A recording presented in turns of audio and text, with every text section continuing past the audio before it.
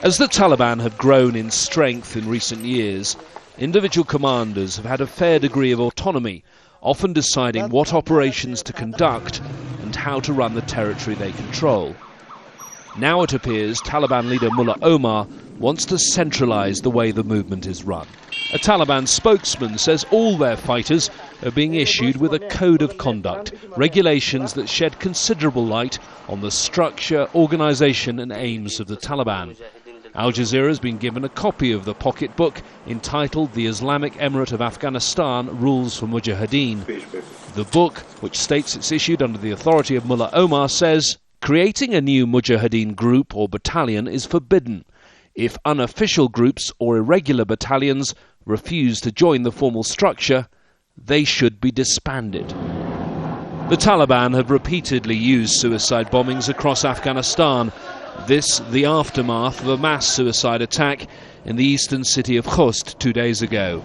The new regulations make clear the circumstances when such operations should be carried out. The book says, suicide attacks should only be used on high and important targets. A brave son of Islam should not be used for lower and useless targets. The utmost effort should be made to avoid civilian casualties. In the past, the Taliban have often taken hostages. These South Korean aid workers were held 2 years ago. There are now clear guidelines on how the Taliban will treat their prisoners. Whenever any official, soldier, contractor or worker of the slave government is captured, these prisoners cannot be attacked or harmed. The decision on whether to seek a prisoner exchange or to release the prisoner with a strong guarantee will be made by the provincial leader. Releasing prisoners in exchange for money is strictly prohibited. Among those being held by the Taliban, a US soldier, 23-year-old Bo Bergdahl, seen in this videotape released earlier this month.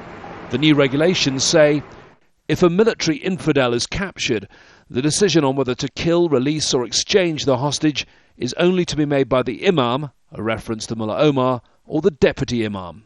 The document makes it clear it's the duty of every Talib to win over the local population. The Mujahideen have to behave well and show proper treatment to the nation in order to bring the hearts of the civilian Muslims closer to them. The Mujahideen must avoid discrimination based on tribal roots, language or geographic background.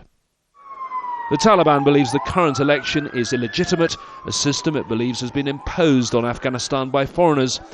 But the timing of the release of these rules may be no coincidence. At a time when rival presidential candidates are detailing their manifestos, the Taliban itself is making an effort to win over the Afghan public. James Bays, Al Jazeera.